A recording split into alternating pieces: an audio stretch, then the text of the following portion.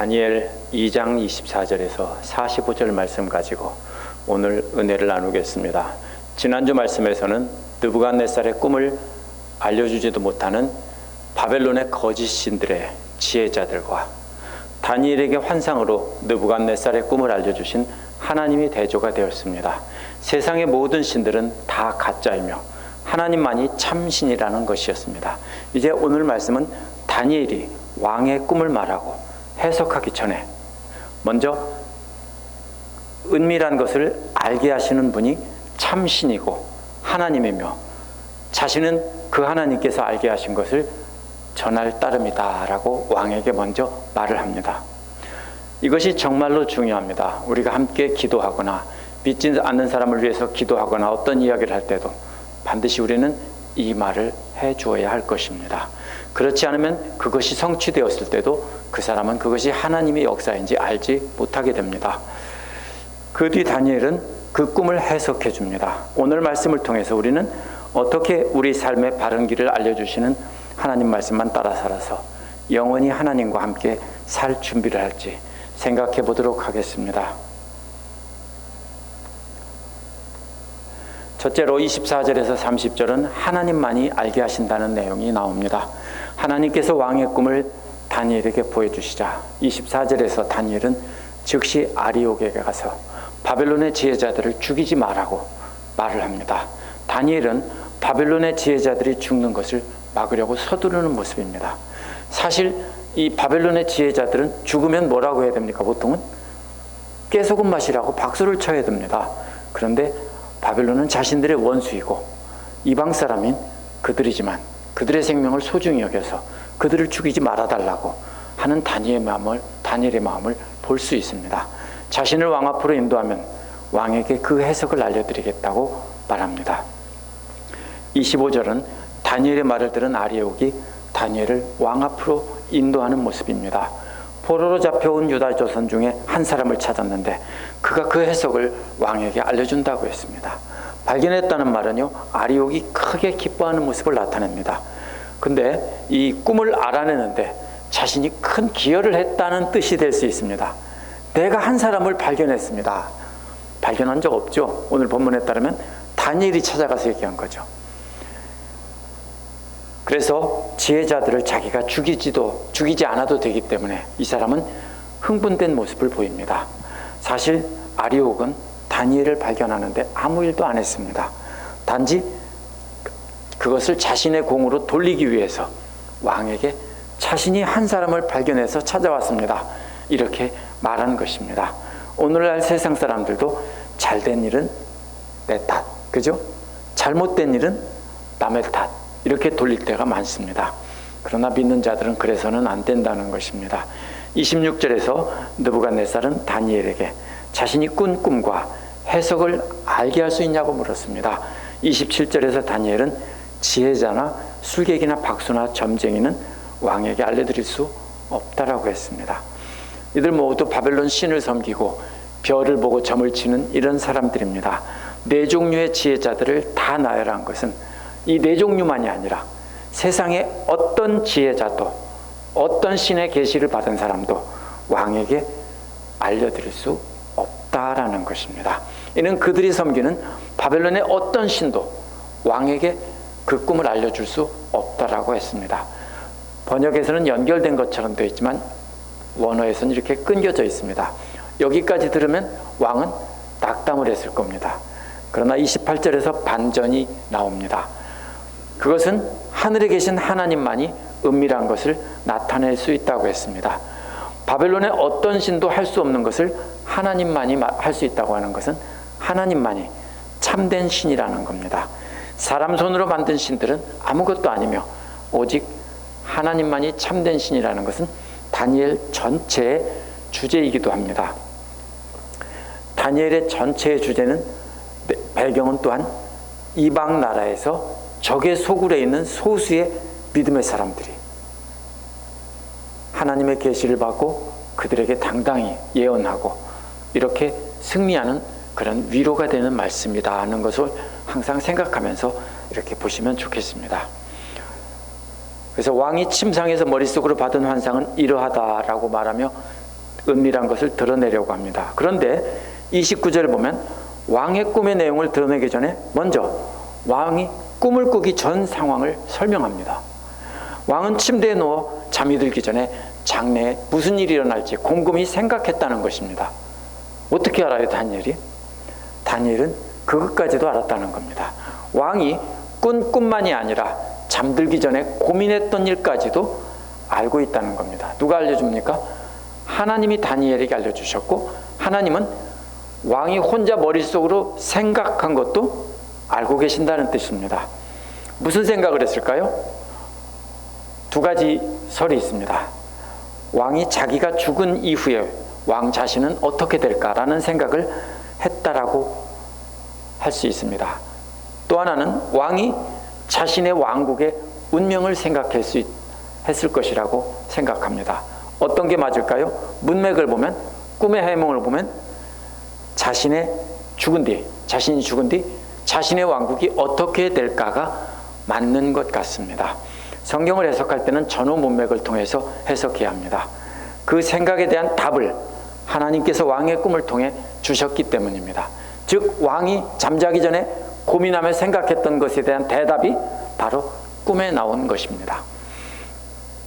따라서 왕이 꾼 꿈은 왕이 생각했던 것이 꿈이 나타난 것이 아니라 왕이 궁금해하던 것에 대한 대답을 하나님께서 주신 것입니다.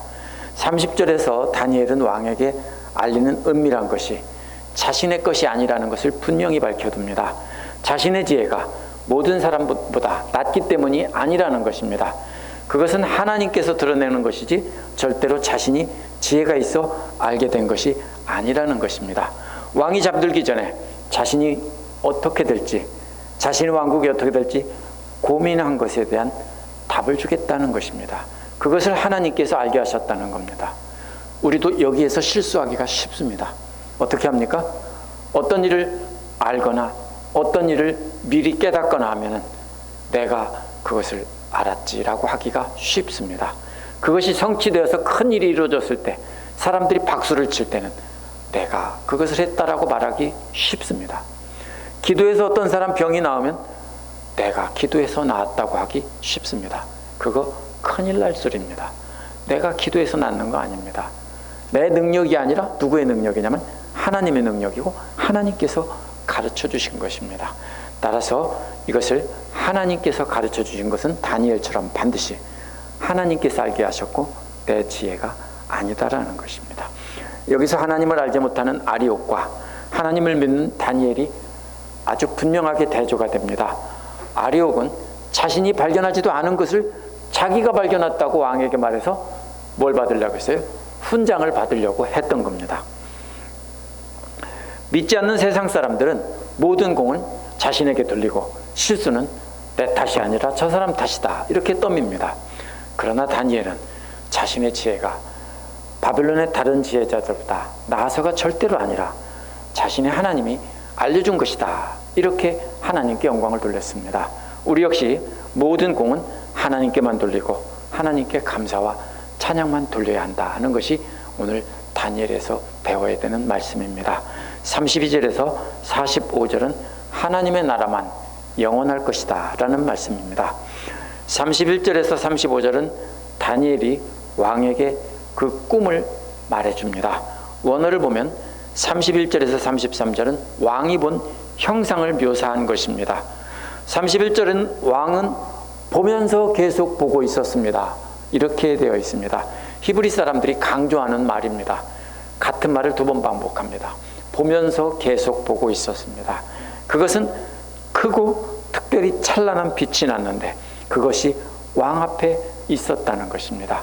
그것은 두려움을 일으키는 것이었다고 말합니다. 크기가 엄청나게 크고 찬란히 빛이 났기 때문입니다. 그렇다면 그 꿈속에 본 그 신상은 그냥 크다 이 정도가 아니라 어쩌면 하늘 끝까지 닿을 만한 높은 빌딩과도 같았을지도 모릅니다. 32절은 그 형상이 머리는 순금이고 가슴과 팔은 은이고 배와 넓적다리는 노쇠라고 했습니다. 33절은 그 무릎 아래는 쇠이고 발의 일부는 쇠이고 일부는 진흙이라고 했습니다. 머리부터 시작해서 점점 질이 낮은 금속으로 내려오다가 마지막 부분에서는 금속과 흙이 섞여 있는 모습입니다. 그 중에 불에 구워진 진흙은 부서지기 쉽고 가장 약하며 가치가 없는 것입니다. 고대에 쓰이던 그릇 중에서 청동이나 철기나 이런 것은 값어치가 있지만 흙으로 구운 그릇들은 그보다는 값어치가 없습니다. 34, 35절은 신상이 부서지는 장면입니다. 34절은 저절로 돌 하나가 큰 바위에서 잘려 나왔다는 것입니다.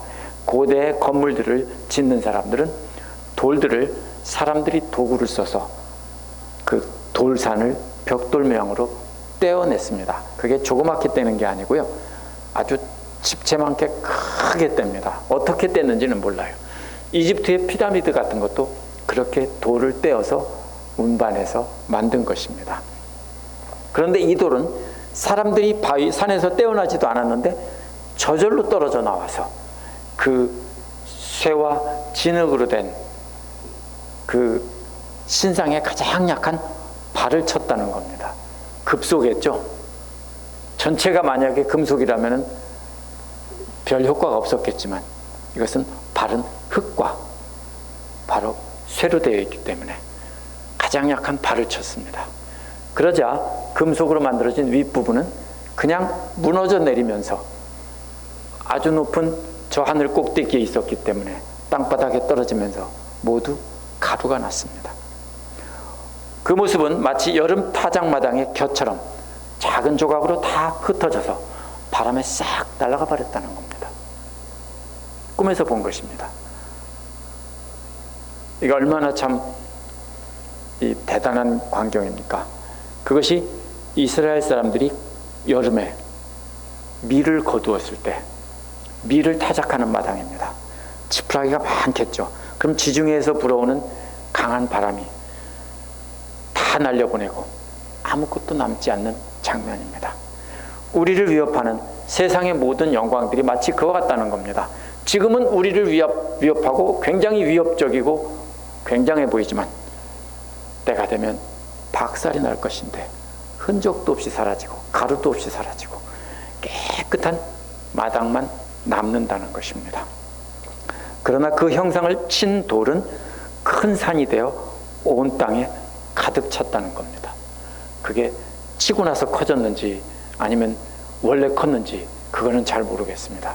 어쨌든 그 돌이 온 세상에 가득 찼다는 겁니다. 완전히 부서져서 가루가 되어 날아가 버린 신상과 그것을 부서뜨린 돌은 반대로 큰 산이 돼서 온 땅에 가득한 모습이 반대로 대조가 됩니다. 그 돌이 누굽니까? 바로 예수 그리스도를 상징하는 것입니다. 오늘날 예수 그리스도는 우상들을 무너뜨리고 온 세상에 퍼지고 있습니다. 예수 그리스도의 복음이 온 땅에 가득 찬 모습을 비유적으로 말한 것이라고 볼 수 있습니다. 36절에서 45절은 그 꿈에 대한 해몽입니다. 36절은 우리가 그 해석을 말하겠다고 했습니다. 근데 이상하죠? 다니엘이 혼자 말하는데 왜 우리라고 말합니까? 어떤 사람은 하나님과 다니엘, 하나님의 종 다니엘이 함께 말한다고 해서 우리가 말한다라고 했다라고 했습니다. 그러나 다니엘이 자신을 하나님과 같이 묶어서 우리라고 말했을 가능성은 별로 없습니다. 유대인들이 하나님을 그렇게 높이고 이름조차도 입에 올리는 걸 꺼리는데 하나님과 자신을 동급으로 우리라고 묶어서 말했을 가능성은 대단히 적습니다. 그래서 우리라는 말이 다니엘과 그 세 친구를 뜻한다라고 볼 수 있습니다. 다니엘은 그 친구들에게 함께 기도하자고 했고 그래서 하나님께서 응답해 주셨기 때문에 지금은 다니엘이 혼자 말하고 있지만 사실은 누가 말한 겁니까? 그 세 친구들도 함께 기도해서 함께 응답받은 것이니까 함께 말하는 것입니다. 그래서 우리란 알게 하신 분은 하나님이시고 다니엘 자신 혼자만이 그것을 알아낸 것이 아니다라는 뜻입니다. 17, 18절에서 다니엘이 세 친구와 기도하자고 했고 23절에서도 세 친구들을 우리라고 했습니다. 49절에서도 다니엘과 세 친구가 나오는 것을 볼 때 우리란 하나님과 다니엘이 아니라 다니엘과 세 친구들입니다. 37, 38절은 느부갓네살의 나라 바벨론을 칭송하는 것 같지만 37절에 있는 하늘의 하나님께서 나라와 권세와 힘과 영광을 왕에게 주셨다는 것이 핵심입니다. 38절은 하나님께서 느부갓네살에게 주신 권세가 사람뿐이 아니라 들의 짐승이나 공중의 새들에게 미친다는 것입니다. 이게 어디서 나오는 것 같습니까? 창세기 1장 28절에서 나온 말을 떠올리게 합니다. 따라서 나라와 권세와 힘과 영광을 또 이 세상의 모든 짐승이나 공중의 새까지 다 다스리는 권세를 주셨다는 것은 하나님께서 아담에게 주셨던 그 권세를 왕에게 주셨다, 이런 뜻입니다. 이는 하나님께서 바벨론 제국을 다스리는 권한을 주셨다는 것이지 온 세계를 다스리는 권한을 주셨다는 뜻은 아닙니다. 느부갓네살이 바로 금으로 된 머리라는 것입니다. 그러나 느부갓네살 자신이 금이 아니라 바벨론 제국이 금이라는 뜻입니다. 그래서 금으로 된 머리가 바벨론을 금잔이라고 보는 예레미야 51장 7절과 이렇게 연결해서 볼 수 있습니다. 그래서 바벨론의 부를 나타낸다고 볼 수 있습니다. 39절은 왕만 못한 나라는 은의 나라입니다. 은은 금보다 가치가 떨어지지만 그래도 굉장히 귀한 것입니다. 이것은 고레스가 이끄는 메데와 페르시아의 왕국입니다.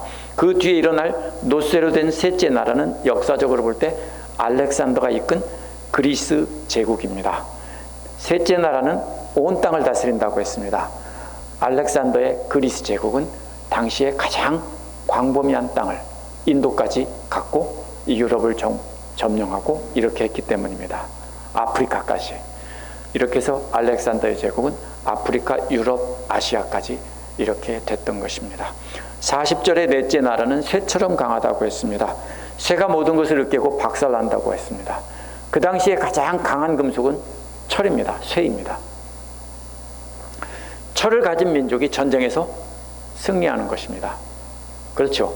청동으로 만든 칼을 가진 민족과 철기로 만든 칼을 가진 민족과 싸우면 상대가 안 됩니다. 그래서 그 나라는 모든 나라들을 으깨고 부서뜨릴 것이라고 했습니다. 이는 역사적으로 볼 때 그리스 제국의 뒤를 이은 로마 제국을 가리킵니다. 로마 제국은 사실은 그리스의 문화나 모든 이것은 그리스고 사실은 국가의 형태만 이 로마입니다. 이 로마 제국은 강력한 군사력을 바탕으로 대적들을 밟아뭉개며 정복했기 때문입니다. 그래서 그리스 제국은 굉장히 부드러운 통치를 했습니다. 그래서 이게 참 재미있습니다. 어떤 거냐면요, 그리스의 알렉산더와 그 부하들이 다스리던 나라들은 아주 부드러운 통치를 했고 각 지역마다 그리스의 신전과 극장을 세우고 발달된 문명을 이렇게 전파했고, 또 세금은 어떻게 합니까? 자기네 왕이 걷어가던 것을 알렉산더와 그 부하들이 대신 걷어가는 것뿐입니다. 그러다 보니까 모든 나라가 다 자기 말을 버리고 다 그리스 말을 씁니다. 그래서 나중에는 지중해 연안 전체가 아시아까지 터키 지방까지 다 그리스어로 언어가 하나로 통일이 됩니다. 그것 때문에 바울이 전 세계를 돌아다니며 전도를 할 수 있었던 겁니다. 그것은 하나님이 하신 겁니다. 근데 반대로 로마 제국은 강력한 군사력으로 억압을 하는 통치를 했기 때문에 어떻게 하든지 어떻게 합니까? 벗어나려고 했겠죠. 그리스 때는 서로 내가 그리스가 되려고 해서 다 그리스가 돼버린 것입니다. 쇠는 무릎 아래 다리라고 했습니다. 두 다리가 동로마 제국과 서로마 제국으로 갈라진 것을 뜻한다고 해석하기도 합니다. 그렇게 해석하는 사람들이 몇 있습니다. 그러나 그럴듯해 보이지만 초점이 어긋난 것입니다. 그리스 제국이 땅이 넓은 것에 초점이 있었다면 로마 제국의 초점은 밟아서 으깨버리는 강함에 있다는 것입니다. 그래서 둘로 갈라진 것이 초점이 아닙니다. 이런 해석을 하면 참 멋진 해석이다, 그럴듯하다, 정확하다 할 수 있지만 동로마 제국, 서로마 제국이 갈라진 것이라기보다는 이것은 밟아서 으깨버리는 아주 강한 나라다, 이런 뜻입니다. 41절은 발과 발가락 일부가 진흙과 쇠가 뒤섞여 있는 것입니다. 불에 구운 진흙처럼 쉽게 부서지면서도 한쪽은 쇠처럼 강한 면도 있는 것입니다. 이것은 뭐라고 말합니까? 다양한 인종들이 뒤섞일 것이라고 하는 견해를 보통 냅니다. 그래서 로마가 혼인관계로 동맹을 맺어 주변 야만족들과 섞이는 것을 뜻한다고 보았습니다. 나중에는 그래서 로마 군대가 다 뭐가 됩니까? 주변의 야만족들이 로마 군대를 다 차지하게 되죠. 바로 그런 것일 수 있습니다. 그래서 42절은 그 나라의 일부는 쇠처럼 강하고 일부는 부서진다고 했습니다. 왜냐하면 그렇게 된 동맹들은, 억압으로 이루어진 동맹들은 강할 수가 없기 때문입니다. 그 진흙과 쇠가 함께 있는 것처럼 다른 인종과 함께 살 것이지만 쇠와 진흙처럼 결합되지는 못한다는 것입니다. 문맥을 통해서 볼 때 흙과 섞여 있다는 것은 인종이 섞인다는 말로 보는 것이 맞을 것 같습니다. 44절은 이 왕들의 시대에 하늘의 하나님이 한 나라를 세우시는데 그 나라는 영원히 망하지 않는다는 것입니다. 다른 백성에게 넘어가지도 않고 그 나라가 도리어 모든 나라를 멸망시키고 영원히 설 거라고 했습니다. 34절에 나온 저절로 뜨인 바위로 비유된 나라가 바로 이 나라입니다. 이는 영원한 하나님의 나라입니다. 예수 그리스도께서 이 땅에 오심으로 이미 시작이 되었습니다. 지금 우리도 바로 그 나라에 속해 있고요. 그 나라는 장차 그리스도께서 재림하실 때 완성되는 것입니다. 45절은 또다시 아무도 이 돌을 떠내지도 않았는데 돌 하나가 난데없이 날아와서 사람들이 세운 모든 나라를 부서뜨리는 것을 본 위대하신 하나님이 앞으로 일어날 일을, 본 것은 위대하신 하나님이 앞으로 일어날 일을 왕에게 알려준 것이다, 이렇게 말을 합니다. 다니엘은 이러한 해석이 그대로 이루어질 거고 틀림없다라고 말합니다. 저절로 뜨인 돌이란 사람이 손으로 만든 우상과 반대가 되는 것입니다. 사람이 손으로 깎아서 만든 돌이 아니라 이것은 저절로 띄어진 돌입니다. 전적으로 하나님의 능력으로 나라를 세우는 것이고 우상과는 반대가 되는 것입니다. 돌이라고 번역했지만 큰 바위산에서 떼어낸 커다란 바위라고 상상을 해야 됩니다. 예수 그리스도의 권세가 온 세상 모든 나라들을 다 없애버리고 오직 그의 나라만이 세상에 가득 찬다는 해석은 확실하다라고 못을 박는 겁니다. 오늘 말씀에서 강조점이 세 가지가 있습니다. 첫 번째 강조점은 모든 일은 하나님만이 아신다는 겁니다. 왕의 꿈을 아무도 모르는 것처럼 그것은 하나님만이 아십니다. 우리 온 우주 만물을 운행하시고 인간의 생사화복을 주관하시는 분은 하나님 한 분뿐입니다. 따라서 우리의 마음속의 생각까지도 다 아시는 분입니다. 그런데 그것을 알면서 우리가 사람들 보는 앞에서는 잘하고 만약에 마음속으로나 이렇게 죄를 범한다면 하나님의 존재를 인정하지 않는 것이 됩니다. 하나님은 모든 것을 다 아신다는 겁니다. 점쟁이나 심령술사들은 자신들이 미래를 알아맞출 수 있겠다고 했겠지만 그들은 자신들의 앞날조차도 알아맞추지 못합니다. 한번 보세요. 점쟁이들이 당신은 어떻게 될 거야? 어떻게 출세할 거야? 이렇게 하면 당신 출세할 거야 하고 부적을 써주는데 그러면 자기가 출세하지 왜 그렇게 하고 있어요? 그렇죠? 그리고 그들은 자기가 죽을 날을 몰라요. 사기꾼들이 다 거짓말이에요. 미래의 운명은 고정되어 있는 것이 아니고요. 오직 하나님께서 주관하시는 겁니다.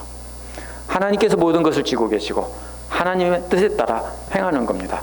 그 모든 비밀과 계획을 신구약 성경을 통해서 우리에게 알려주셨습니다. 성경은 하나님께서 천지 만물을 주관하시고 인간의 모든 역사를 주관하신 분이라는 것을 강력하게 나타내고 있습니다. 우리도 하나님 하신 일을 아리옥처럼 우리가 뭔가 했다라고 하기 쉽습니다. 그러나 우리는 다니엘처럼 우리는 아무것도 아니고 모든 것을 알게 하신 분은 하나님이시다라고 고백해야 됩니다. 절대로 내가 기도했더니 저 사람이 나왔다. 내가 기도했더니 저 사람의 믿음이 성장했다. 절대로 이렇게 해서는 안 됩니다. 하나님께서 내게만 알려주셨다. 내가 받은 계시다. 100% 사기꾼입니다. 계시는 성경에서 끝이 났습니다. 만약 교회에서 뭔가 이루었거나 다른 사람들을 잘 인도했을 때도 우리가 뭔가 기여를 했다라고 말하면 안 됩니다. 만약 그렇게 한다면 우리는 아리옥과 같은 사람이고 믿지 않는 사람들과 똑같은 사람입니다. 우리는 인생길을 가면서 우리가 바라던 중요한 일들이 이루어졌을 때 항상 하나님이 알게 하셨고 하나님이 알려주셔서 했고 하나님께서 이루어 주셨다라고 하나님께만 영광을 돌려야 합니다. 우리는 살아계신 하나님을 우리 삶의 주인으로 모시고 사는 사람입니다. 영광은 하나님께만 돌리고 우리는 겸손히 낮아져야 되는 것입니다. 믿는 자가 자신의 믿음이 좋다고 착각하고 자신을 사람들 앞에 높인다면 그것은 도둑질이고 하나님을 모독하는 행위입니다. 우리는 어떤 말을 하든지 어떤 일을 하든지 항상 하나님께서 말씀하셨다, 하나님께서 이루어 주셨다, 이렇게 말을 해야 합니다. 두 번째로 강조하고 있는 것은 하나님의 나라는 영원하다는 것입니다. 사람들의 손으로 세운 나라는 아무리 강해도 다 결국 산산이 부서집니다. 하나님께서 다 멸망시킬 것이기 때문입니다. 그 자리에 저절로 뜨인 돌과 같이 하나님의 능력으로 세운 하나님의 나라가 세워지는 것입니다. 잠시 있다 사라져가는 사람들이 세운 나라와는 달리 우리가 기다리는 하나님의 나라는 영원한 것입니다. 그 나라는 예수 그리스도께서 이 땅에 오심으로 시작되었고 예수 그리스도께서 다시 오실 때 완성되는 것입니다. 우리는 장차 그 나라에서 영원한 하나님과 함께 살 것입니다. 이는 느부갓네살로 대표되는 세상의 가장 강한 자들에게 회개하라는 경고입니다. 또 동시에 하나님 편에 서 있는 그 말씀을 따라 사는 다니엘과 같이 적진에서 꼼짝 못하고 있는 사람들에게는 큰 위로가 되는 말씀입니다. 오늘 세상도 똑같습니다. 우리는 믿지 않는 세상 사람들, 강력한 힘을 가진 사람 속에 묻혀 삽니다. 그러나 오늘 우리에게도 그들에게는 경고의 말씀이고 우리에게는 큰 위로의 말씀입니다. 우리 하나님이 이긴다라는 겁니다.